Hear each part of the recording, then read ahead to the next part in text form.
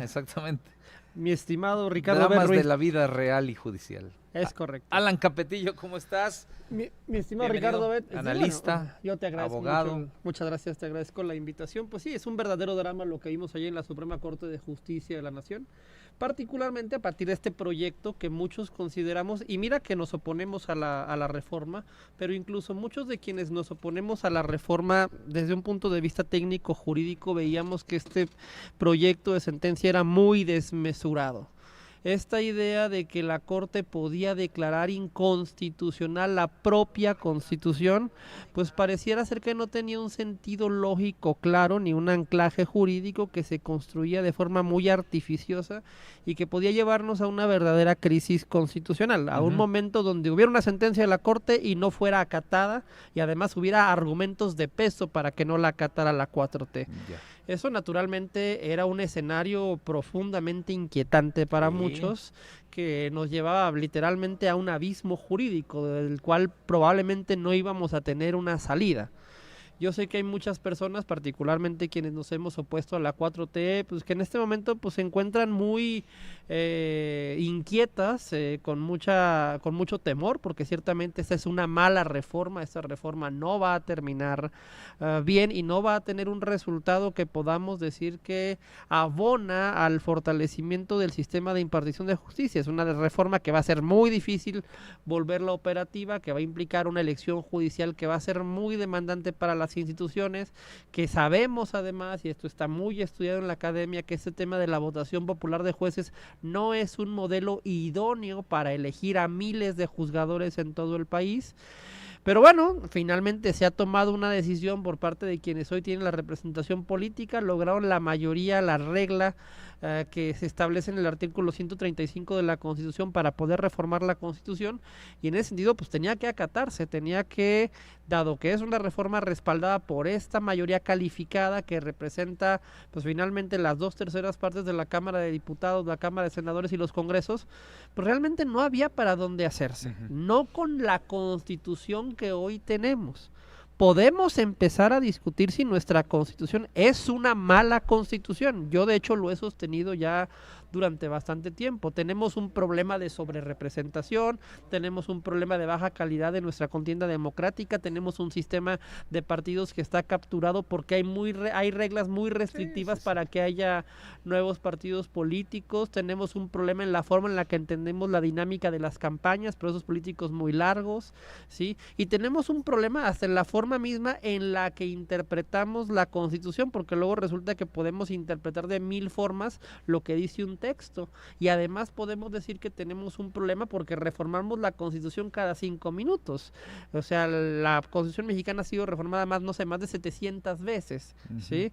Hay constituciones en el mundo que no han sido reformadas más de una veintena de veces, por ejemplo la de Estados Unidos. O sea, esto te habla más bien de que lo que tenemos es un problema en la Constitución como conjunto. Las reglas para articular el conflicto político no están bien diseñadas, son problemáticas. No, ¿y cuántos años tiene que se elaboró la Constitución? Bueno, Desde tiene el muchos, siglo pasado, mira, y hay eso ya no, los tiempos cambian, ¿no? no necesariamente es la variable, la Constitución norteamericana es incluso más vieja, pero el punto es que las reglas, los incentivos, las estructuras políticas que se derivan de ahí, no las hemos pensado de forma crítica e inteligente, porque aparte es un tema luego muy sofisticado, muy teórico, pero que tiene que empezarse a discutir, ¿sí? Porque realmente no podemos querer resolver unos antecedentes o unas inercias políticas e ideológicas que están en la Constitución desde hace prácticamente un siglo, y que además hemos visto cómo se han manifestado en reformas a lo largo de un siglo, y querer al cuarto para las 12 venir con la Corte a echar para atrás una reforma en la que además van a tener un notorio conflicto de intereses.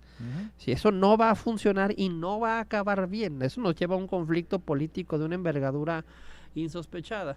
Y finalmente yo creo que eso fue en parte lo que abonó a que el ministro Pérez Dayán, pues el día de ayer dijera, oigan, esto es una locura, la reforma es una locura, pero no podemos oponer otra locura a esto, ¿sí? No podemos tirarnos al abismo. Para bien o para mal, la Constitución dice lo que dice, y pues tendrá que resolverse por otra vía. Yo creo que la vía por la que se tiene que resolver es la vía democrática, es decir, tenemos que articular opciones políticas, tendremos que ir a esta elección de jueces con todos los problemas que tiene y tendremos que poner en la mesa la necesidad de que en la vía democrática, a través de los votos, esta reforma eventualmente pare, cambie, se modifique, se modere, se module, pero tiene que ser en la vía democrática. No podemos estar apelando a sentencias desmesuradas para corregir la responsabilidad que tenemos todos los ciudadanos para con nuestra sociedad y para con nuestro país. Si hoy nos han impuesto esta reforma es porque votamos, probablemente mal, para elegir a representantes políticos que fueron muy irresponsables en el momento de legislar, pero la responsabilidad última es nuestra. No podemos pedirle a la Corte que supla las deficiencias políticas y electorales de una sociedad de 130 millones de mexicanos con la opinión de 8 personas. ¿Me explico? Sí, sí, sí. Entonces, a final de cuentas, ¿crees que pues no debió ser el tema de la reforma, que no se debió dar? O tal vez que se debió dar de otra manera, A ver, pero por el momento sí está bien que esta situación que ocurrió ayer haya llegado. es una reforma catastrófica, hay que decirlo así. Va a implicar la destrucción de la carrera judicial de miles de personas que han dedicado su vida al Poder Judicial a especializarse. Eso es cierto. Va a implicar que muchos de los jueces que elegiremos serán jueces de muy baja calidad en términos técnicos, seguramente también es cierto. Hay un riesgo de captura política e ideológica de la institución judicial también. Todo eso está mal, pero la vía para corregirlo no es una sentencia antidemocrática que contradiga una mayoría calificada que en teoría representa la voluntad mayoritaria del pueblo de México. Eso no es la vía para hacerlo, porque además las formas jurídicas no te lo permitían. Tenías que inventarte criterios que jamás se habían usado en toda la historia de la Suprema Corte, que era lo que el día de ayer proponían esto. Esto nos llevaba naturalmente a un conflicto, porque la 4T con toda razón iba a salir a decir que no acataba esa sentencia porque contradecía toda la historia de los precedentes de la Corte y porque además era antidemocrática. Y eso nos llevaba a un conflicto que no iba a tener solución, ¿sí? ¿Qué iba a pasar? Los jueces de la Corte iban a destituir a la presidenta y a todo el Congreso por no cumplir con la sentencia, con la resolución, pues no.